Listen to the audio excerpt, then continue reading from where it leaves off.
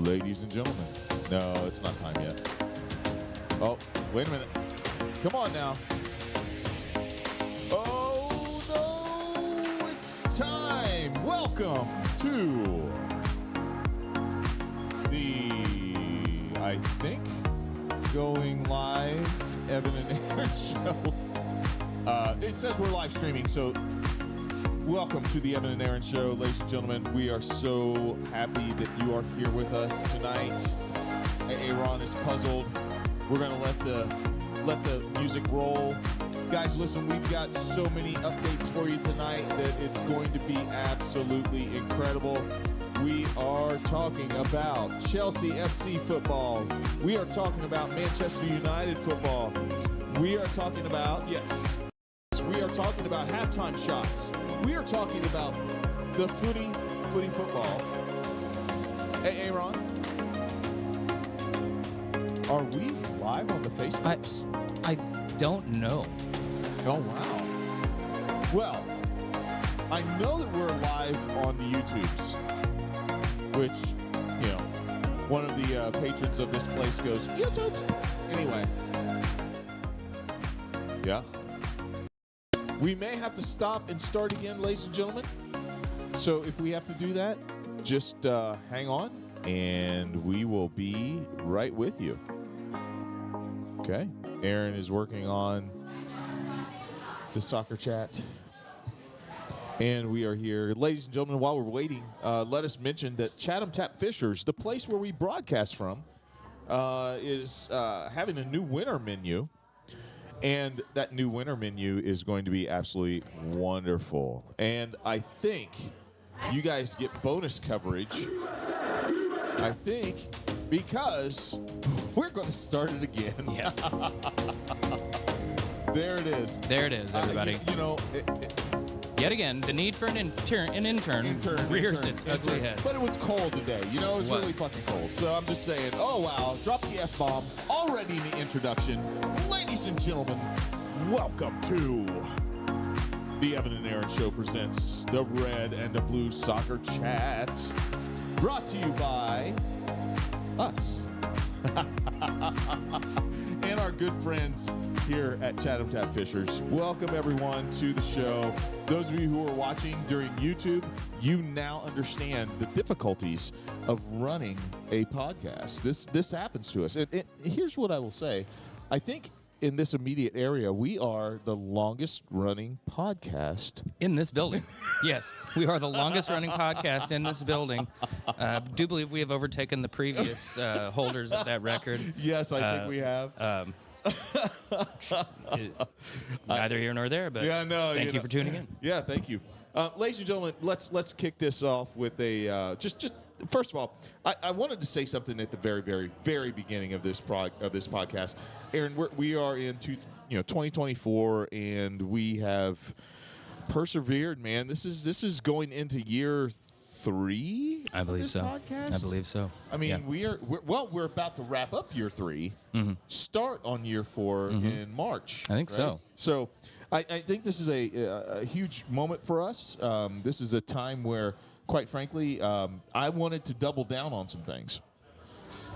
I wanted to challenge all the Chelsea fans out there, and you will see more posts from me because I'm getting serious about this. I am tired of Chatham Tap being an Arsenal place. I'm tired of it, man. This is where I got introduced into Chelsea football. This is the place where it's hallowed for me. So, I want to challenge all Chelsea fans out there. Guys, come out and watch matches here at Chatham Tap Fishers. If you're downtown, watch it at Chatham Tap, down on Mass Ave or at Butler. But if you can, come and hang out here, watch matches here at Chatham Tap Fishers, because these guys know how to run it. They know how to run it right. And Dave and the crew just take care of us every weekend, man. Every weekend. Absolutely, and no disrespect to the Arsenal fans. They show no disrespect. Some disrespect to them because they do show up in force. Friendly. probably need to curb some of the behavior at times, but I appreciate their enthusiasm, and they have, they've shown up in force, and I won't say they're not allowed, but I think the best way to let them know how welcome they are is to beat them every time. Yes, I absolutely agree. And neither of our teams can do that. So. Well, I don't know. Not at the moment. Not at the moment, but we're getting close. We're getting close. So, with that being said, ladies and gentlemen, let's go. Let's go to London, shall we? Yeah. And let's talk a little. Jolly old London town.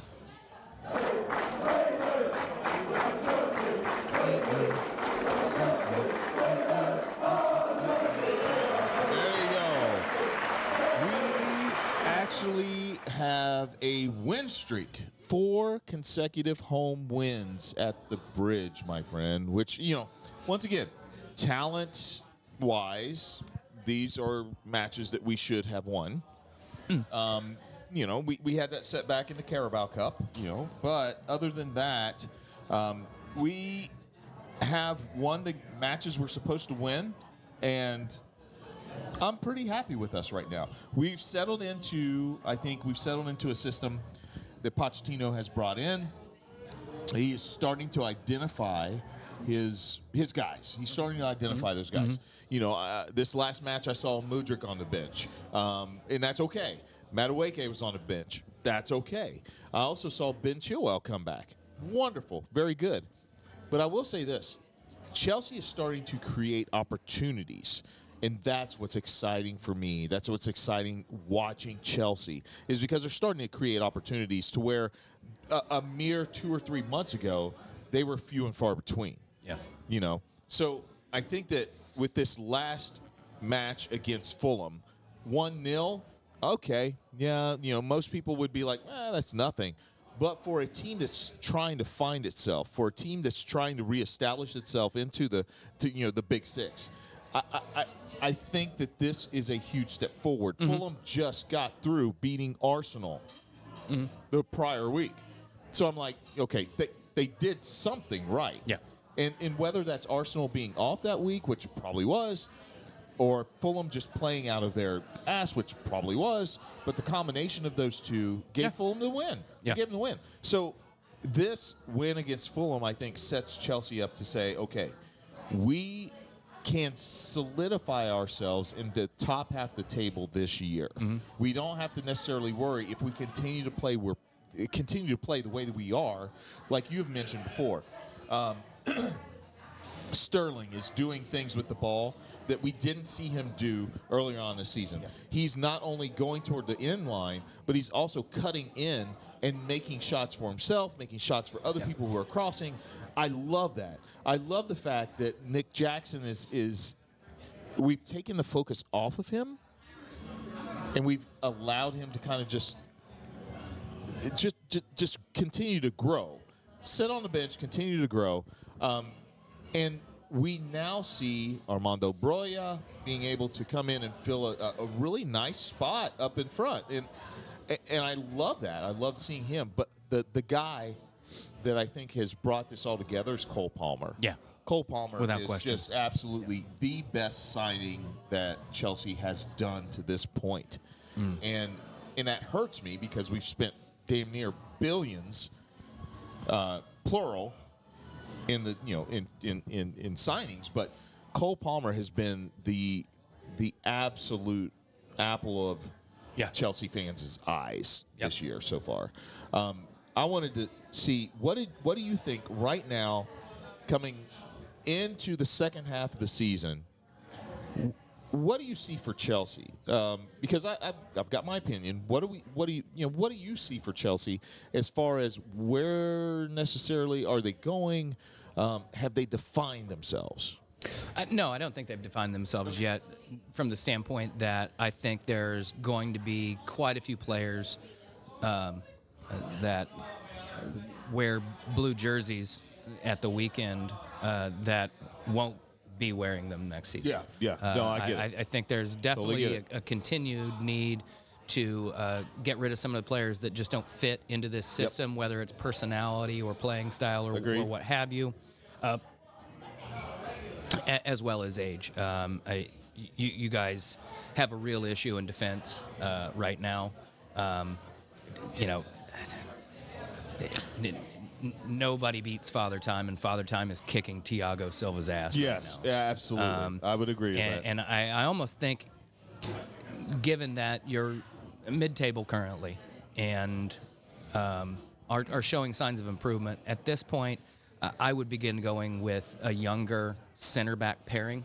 And using Thiago only when absolutely necessary, because one, he's probably not going to be there next year. He shouldn't be there next year. If he is, he better be coming off the bench in the 90th minute to help you hold on to a win. He should have a Dave role, like Dave had in his last year, just coming off the bench, you know, doing the thing. Because I think that's where the main issues are. Still need to figure out what Enzo's best position is.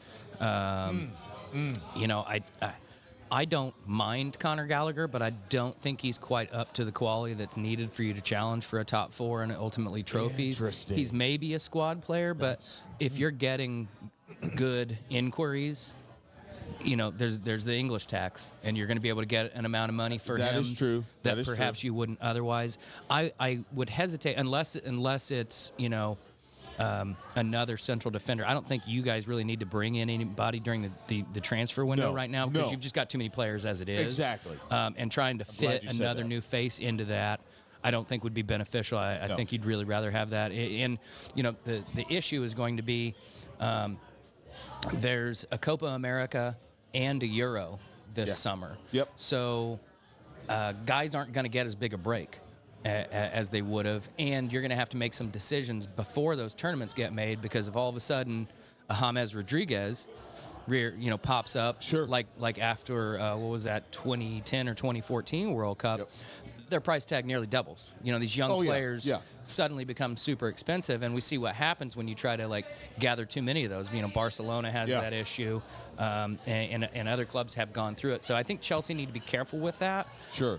I would just continue doing what they're doing right now. There does seem to be a bit of momentum growing in the games that were close. Like I'm trying to remember who you played recently, and we're up 3-0.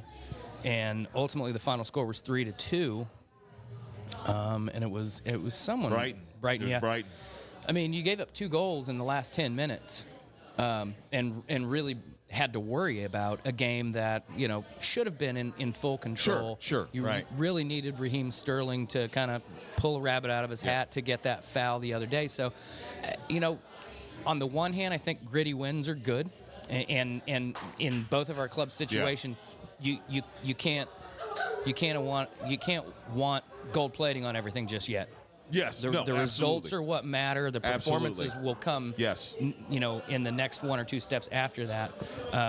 But I think finding some consistency amongst players, some consistency. Another thing that hurts you, that's you know hurt a lot of our teams, the injuries. I mean, when you've got honestly one of your best players in Reece James just consistently injured, and honestly, the what sucks is that's an injury that plagues guys. That's an injury that you think you're over it, and 4 months later it comes right back, and it's just there. You're in the training grounds and you're running, and all of a sudden, oh my God, damn! So did it again. You know, I think there's a team in there to build around. Sure. And I like Poch. Poch's a good coach. When his name got floated for United, and I wouldn't have been upset about it. Yep. I hope they can get to the next level of the progression before the end of this season, because if not, I think 10th place is where you're going to end up. I totally agree with you there, and I'm glad that you set that up. You teed that up perfectly, because here's what I see. I see Pochettino starting to become comfortable with some guys starting consistently. You need that. You gotta have it. Obviously, Palmer, you know, Sterling, you know, even Caicedo. Caicedo has had a kind of a year, you know, but I love that sweatshirt. You good, fam? That's awesome.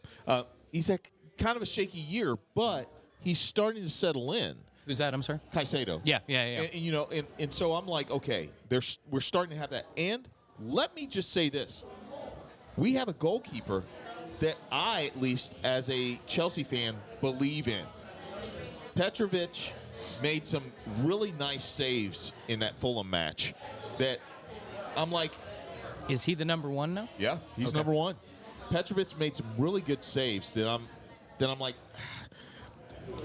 I don't know that we would have seen prior to him coming on and starting. So anyway, with that being said, ladies and gentlemen, we have been, nudged into halftime. We've been blessed, and at this point in time, we get to say Chatham Tap has a new menu for the winter. I believe there's a pulled pork burger, some special mac and cheese. I believe it's 5 cheese mac and cheese.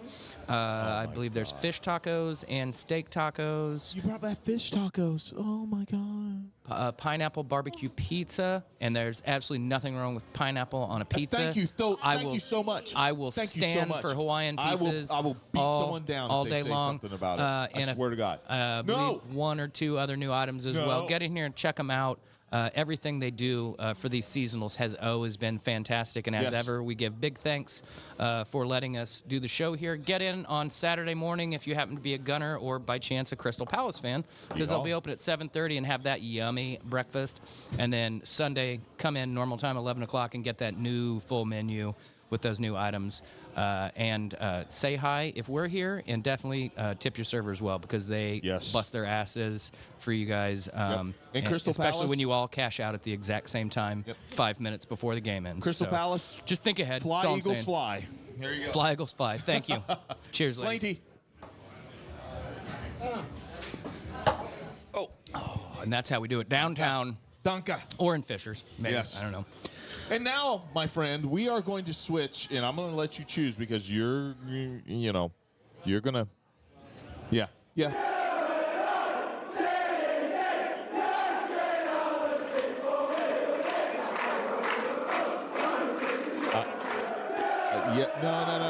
No. Come on. We get a tepid applause. No, it's Manchester United we're talking about. So I got a lead in for this.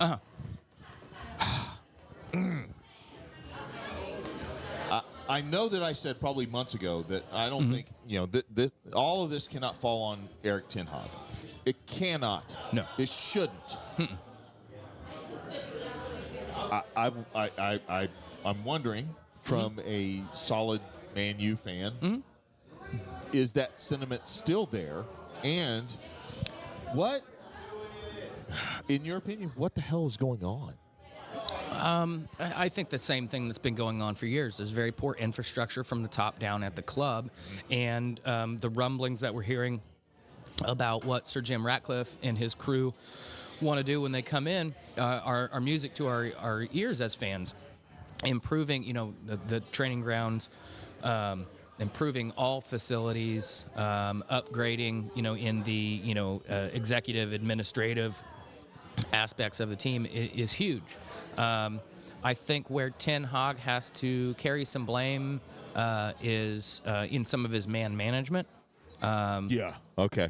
I don't know exactly. Anyone specific? I think the Jadon Sancho situation is very interesting from the standpoint of there's clearly a very good player in there, and it was known that he's a bit problematic at times. He was problematic in the youth system at City, late. Not showing up on time, which is the same thing. He had similar issues at Dortmund, and they basically, hired a minder for him. So I think my issue, with Man U overall, especially the leadership and then Ten Hag, is your scouting system should have told you this. Your scouting system should have said, yes, he's an incredible young talent, and he has set the German league alight, but we're going to have to put some parentheses around the guy. Yeah. We're gonna have to make sure that we are invested in his well-being, and I just don't think that has happened at the level that is needed. And you saw at the weekend. First off, he's obviously kept himself in shape. Sure. That he could get signed on a loan deal, and 3 days later, score featuring a match. Well, he assisted. I'm sorry, assist. Yeah. But it was a great play, and it shows you what he can do. I'm not privy to what went on in practice. I don't know what goes on behind closed doors. I know that all of this probably could have been cleared up with 2 grown-ass men taking one step toward each other and each saying, hey, we might have made some mistakes here. Let's figure out how to get the best out of this situation. So I think that's illustrative, and I also think, the Anthony situation. Here's a guy that that he wanted, and I'm guessing in the belief that he'd be able to make the step up from Ajax to Manchester United, and I think thus far you'd have to say he hasn't been able to do that on any sort of consistent basis, and that wouldn't be such a big deal if he hadn't cost $80-some million. I mean, we spent an awful lot of money on a guy that's not delivering, and now we've got a kid. We have a 19-year-old kid that is outplaying him. So let me ask you this: because once again, I try to watch a little bit of both teams because I want to be prepared. Does Man U, which I don't believe so, but I want to hear from you. Does Man U have an identity problem right now? Yeah, absolutely. Oh, man. Yeah, absolutely. And I think it's because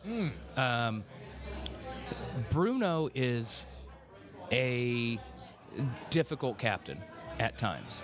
I don't think anybody wants to win more than Bruno does. Sure. But when things aren't going Man U's way, you have to elevate yourself and your behavior. And far too often, his body language looks way too much like Cristiano, throwing his arms up in the air, yelling at referees, moping, that kind of stuff.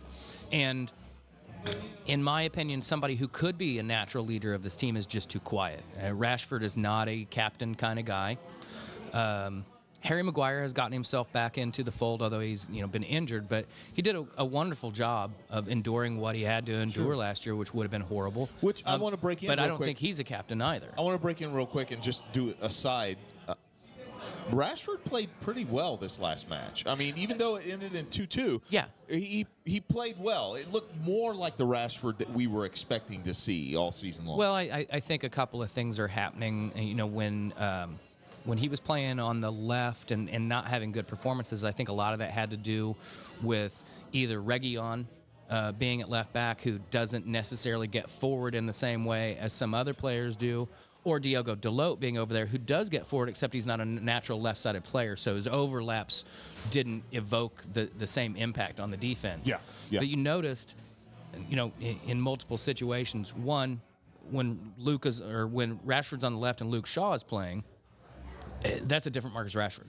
Oh, absolutely. He's got somebody overlapping him in a way that really benefits his style of play. Yep. And when he moves to the right side, which I know isn't his most favored, but he's still got a right-footed Dalot overlapping him. He's got a Wan-Bissaka underlapping him at times, and I think that takes a bit of the pressure off Marcus.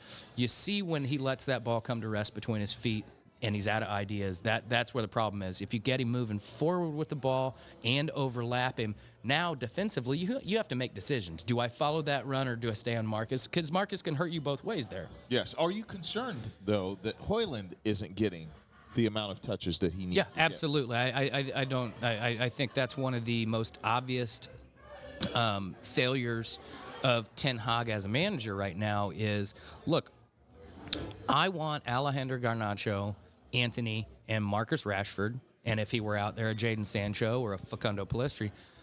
In this system, I want them getting the ball and for their first thought to be, can I beat my guy? Yes. All those guys have pace. All those guys have ability on the ball. You're right. They probably can. But here's the situation.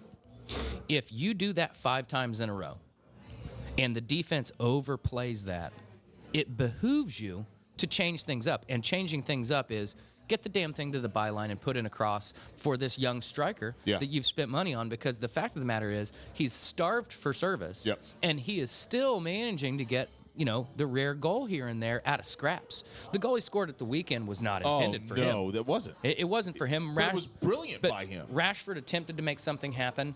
It fell apart, fell directly to his feet, and Did we just get dabbed? That's a striker's finish. I mean, one touch out of feet, and by the way, left-footed, he smashed that thing. Yes. So, yes, I do think he's starved for service a bit, and that's where he really needs to pull Anthony aside and say, look, I'm gonna stick with you, but every once in a while, you got to put that ball on his head or his foot. You cannot just cut inside looking to shoot and then run into, a cul-de-sac like you always do, and then end up playing the ball 10 yards backwards or losing it. Yeah. Blah, blah, blah, blah, blah. We can't have that. And you know what? Marcus can put in a cross. Sure. Marcus can totally put in a cross. Absolutely. I've seen Garnacho put in a hell of a cross, and I believe it was maybe Bruno who scored from it last season or maybe early this year. But it's there. The talent is there. Right. And by the way, you're professional footballers on probably several $1,000s a week. Go outside and practice. Because I can cross a ball. I can cross a ball with either foot. I've never even once thought about it as I became an adult. There you so go learn this skill, I think kids. I can as a keeper. I really do. Right? I think I probably could. I could be decent. But now, anyway. United might be in a good position right now, and this will be a test of things. We've got guys coming back from injury. I think Eriksson coming back unlocks Bruno in a lot of ways. Martinez coming back. He could play out of the back. And he's just a motherfucker, too. Did you see the shove he gave to somebody at the weekend? It was like, get out of my box. Just get out of the way. Just get out of here. You don't belong here. It's pretty much like Shaq, except it's Iverson size doing it. So I see some positives. I'd like to see Luke Shaw get back to full health. Yes. Because I think if we had our first choice 11 and they got to play 3 to 5 games in a row together, I think that's a positive. Wow. Yeah, I saw that. 52 minutes ago. No, please do not do this. He's been linked with us too, and I don't think you guys don't need it. We don't need it. It wouldn't make any sense, and I'm not sure Arsenal do either. And also, Benzema. by the way, Benzema to Arsenal is only about 10 years too damn late. Yes, okay? exactly. But he's been linked with United, and I don't think that's a horrible thing because obviously we would just pay his wages until the end of the year. Yeah. We wouldn't sign him. That would be silly. But we could use a veteran striker who doesn't need a lot of service to score goals. Absolutely. Right? And absolutely. It would take the pressure off Højlund. This is the guy. I mean, this I would think be your it could be super good. sub, right? It would be your super sub. I think you utilize him as needed. Okay. Højlund needs service and to find some form. Benzema understands how to make different types of runs and will absolutely smoke you if you don't get him the ball. Sure, absolutely. So it wouldn't be horrible. I'm not sure it's the most needed thing for Manchester United right now, but I think Ratcliffe is going to have to come in and make some sort of statement. And even though it's in the January transfer window, I think you still got to come in and make some sort of statement of this is our intent. So it wouldn't be horrible because our inability to score goals is our Achilles heel right now. It doesn't matter if we're keeping people out if we can't score goals. Right. And once again, we Chelsea fans definitely commiserate with you. We understand how that streak can get. It's like you can't put the ball in the back of the net, but you have decent defense that can keep people out. You maybe concede one, and you lose matches, 1-0, and it's like, wait, where the hell are we getting our production from? Yeah. And I think once again, Højlund up front makes absolute sense for Manchester United right now. The delivery and the service of balls to him have to get better. Yeah. They've got to get better, man, because this guy can create. You've got so many different guys that can create. Rashford can create. All the Sanchos, all the guys can create. But it's a system that you play in. And if the system says get the ball to Højlund, you got to get the ball to the middle. And I think the rub is I don't think anybody can tell you what the system is at United right now. Man. So that goes back to Ten Hag. I watched that team play, and I don't see consistent patterns of play that tell me this is their main mindset. I do see them shifting play to one side of the field more than another, depending on who's out there. Yeah. But that's still more an over-reliance on, hoping one or two individuals can make plays for you versus saying, you know what we do? We get the ball wide, we get it down, and we put balls into the box, and we put balls into the trailing runners and things of that nature. Or, you can watch these other teams play, and you see exactly what they're doing. Saying that Manchester United play on the counter is a cop-out. No, I agree. Because tons of teams play on the counter, but that doesn't tell you how they play on the counter. It doesn't tell you what they're looking to do. What are they looking to exploit? Probably the best out of any team in the Premier League. And I'm just saying, they really do. But I totally agree with you. That's a cop-out for Manchester United. That's a cop-out. Yeah. So, yeah. Anyway, what else you got for us, man? Well, all I can say is they need to get some consistency, and that's on Ten Hag. Ten Hag has got to figure out how to put, and he's almost over reliant on certain players and showing a level of faith that's not warranted. Antony does not deserve to keep starting, and I've said this for a little bit now. If I'm Facundo Palestri, I'm asking myself, what do I got to do to get on the field? Wow. This guy clearly doesn't bring it. When I get on the field, I create things. I've scored some goals.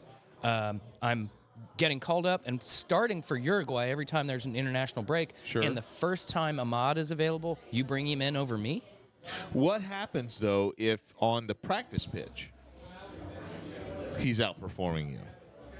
Well, I mean, and put myself into the shoes of a manager. Like, if I see a guy performing on the practice pitch and another guy that just doesn't seem to step up to his level, I've got to start the guy that's performing on the practice pitch.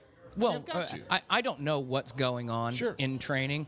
I find it hard to believe that Antony is somehow beating everybody's ass day in and day out and then just can't show up for it in a Premier League match. So I don't. That's a whole problem within itself. I don't have an answer to that, but Ahmad is back healthy, so we better damn well start seeing him out there a little bit more. Martial has just been a cancer in this team for far too long.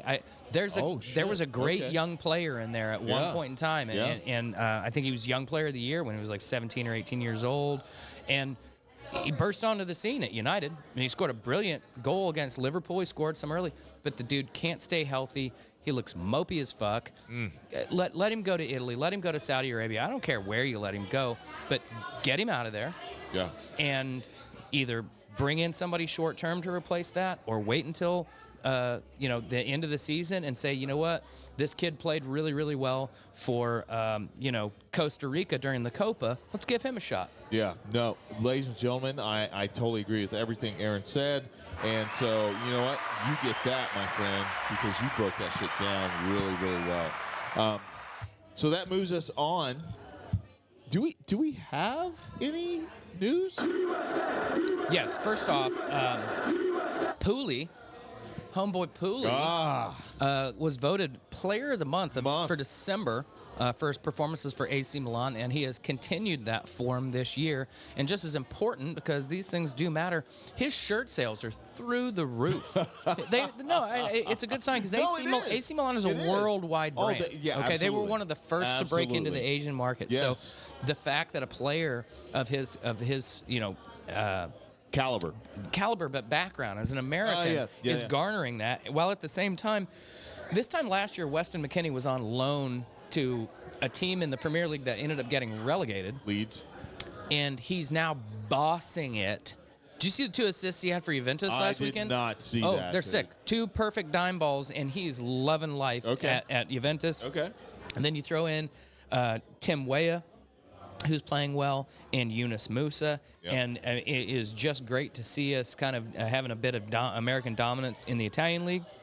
And I want to say, and I can't, my arms are too short. Can you look up the U.S. national team's next game? Because I believe we have a friendly against Slovenia in the next week. And then I don't think much else until the Nations League is in, I think, March. And then obviously we'll be getting ready for the Copa, which we're hosting for the very first time and have an opportunity. Look, I'm going to say it. I think the USA can win the Copa. I'm not saying they will. I'm saying they can. Okay. They absolutely can. All right. Slovenia on the 20th. Saturday at 3 o'clock on the tent. Oh. Yeah. We might need to maybe show up. Maybe. Show up and show out. Chat and Tap Fishers. Yeah. USA Slovenia Saturday at 3 because they're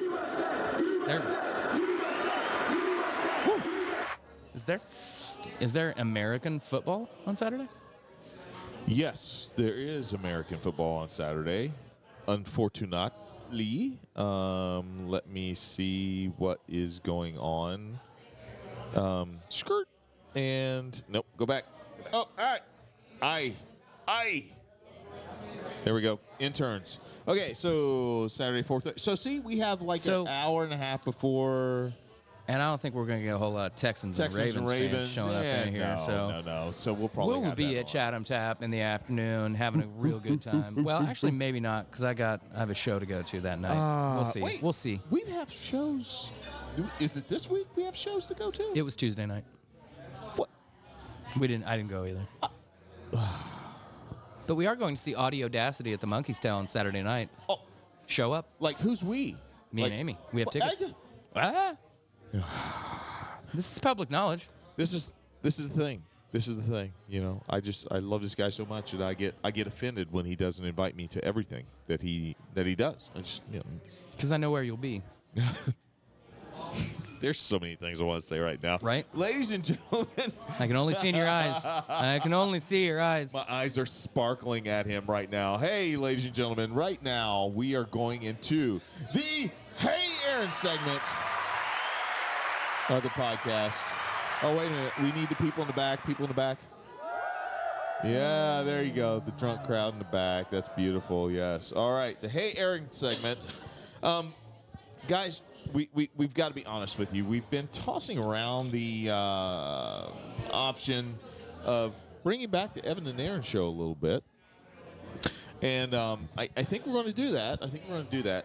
But I think this Hey Aaron segment kind of lends us to that realm a little bit. So stay tuned for that. We will probably have an announcement in the next couple weeks or so. But tonight, the Hey Aaron segment is about about Jordan Henderson. Jordan Henderson left the Premier League to go to Abu Dhabi. Okay. And now is like, no, I want my contract terminated. I want to go back. Doesn't seem like a big story. Problem is that he faced backlash about this because he went to a country that is in Saudi Arabia. Yeah, Saudi Arabia that is illegal to be homosexual, right? Or even to, kind of support homosexuality. Henderson apologized to the LGBTQ plus community, and the fact is that he left a teammate who came out as homosexual, and this created an incredible just kind of brouhaha. So I wanted to get from you just your thoughts about this news story, and you can riff on or wherever you want to go with it. But as football starts to expand into different markets, do we need to keep this in mind? Is this something that we need to really look at and keep in mind, or do we need to let these guys make their money? No, I think it's something that you are definitely allowed to scrutinize. I think Jordan Henderson's biggest issue was that he made himself an LGBTQ plus, I don't know if icon is the right word, but he was very much an ally. He was outspoken. He was very outspoken about the rainbow laces and the rainbow armband initiatives. So he presented himself as an ally to this community who live their lives, in political fear in a lot of places around the world. And I think we saw last year in Qatar with Grant Wall, getting detained outside of a stadium because he was a known journalist wearing, I believe a pride shirt of some sort. So I think it was just incredible disappointment and a feeling of betrayal from the LGBT community. Yes. We'll just do it that way. That's wonderful. And they rightly should. Jordan Henderson has a right to go get some money, but I don't think he's hurting, for one. Right. And two, I think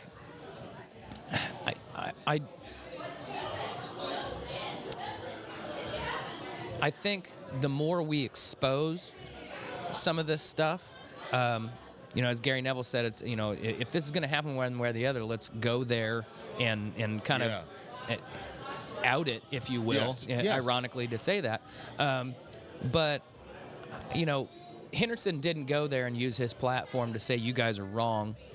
No, he went there. He went there and basically stayed quiet and took a paycheck.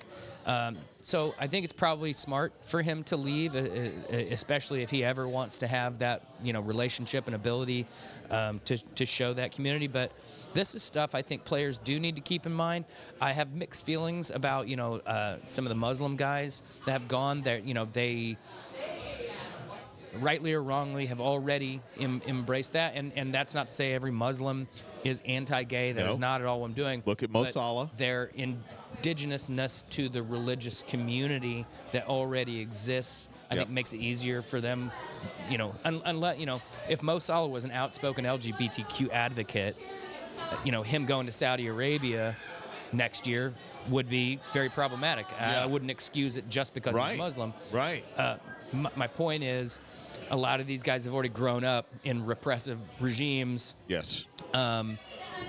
It's a tough call. I do think Jordan Henderson not only deserves the criticism for having done it in the first place, but his apology was kind of a non-apology, saying that's where I got. I'm sorry if you were offended by my actions is a bit of a cop-out. So I hope that he kind of does come back to England and does a bit of a, I don't think he needs to do an apology tour. I think he needs to come back and say, look, I made a mistake.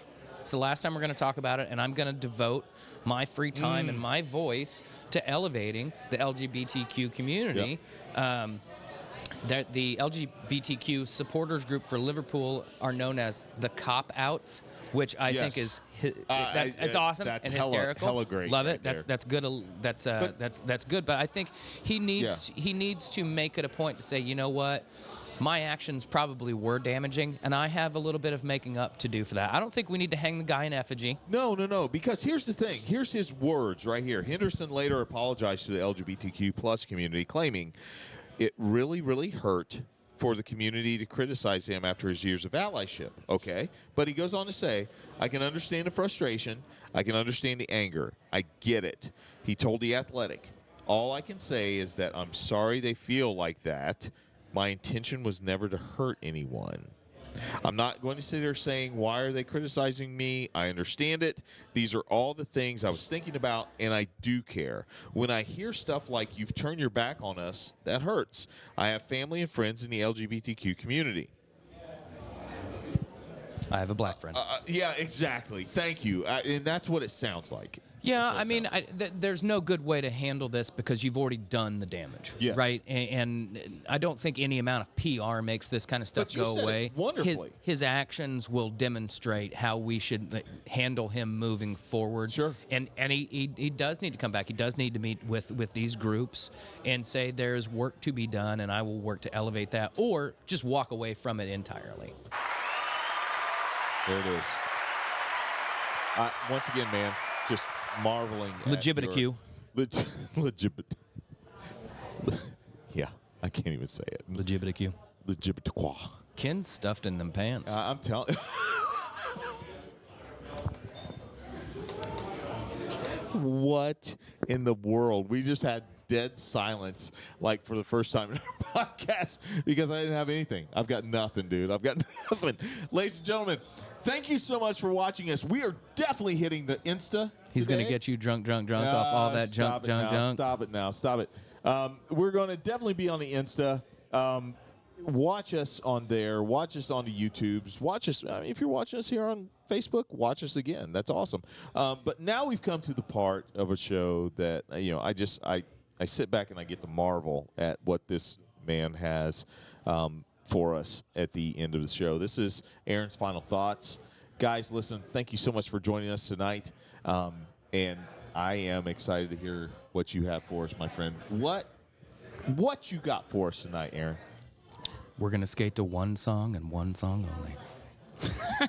No, you know what? I want to start off with positivity. We got a start to a new year. lots on the horizon for us individually and as a group. So hopefully everybody's 24 has started off nice. This cold snap isn't doing anybody any favors, but you know what? There's always this place to come hang out in if you're a little cold and lonely. But I think that's really the focus is, we had a good gathering over the weekend watching football. And unfortunately, the results did not go the way our friends would have liked. But I tell you what, there was merriment, there was joy, there was genuine happiness to all be gathered together. And I think that's what we need to remember. I don't care who you support, what you're into. Family and friends has to be a huge priority. Yes. And that means something different for everybody. But when you find your tribe, yes, when you find that group of people, you know it. You absolutely know it. And when they're not around, you feel it. This is the first year I experienced the holiday without my father. It was just the anniversary of his death.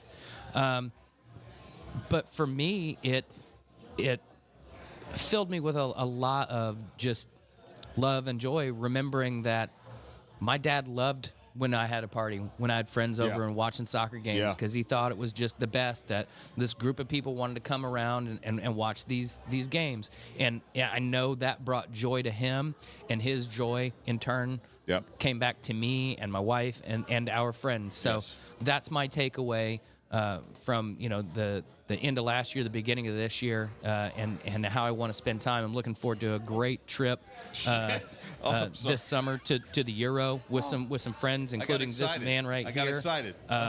Gonna have a blast. Germany, look out, because here we come. The Americans are on their way. Hopefully, it won't be as bad as the last time. Danke, bitte. Watch the angle of that hand there. I went like this. They don't allow that in Germany anymore. No, damn. Whatever you do, don't mention the war.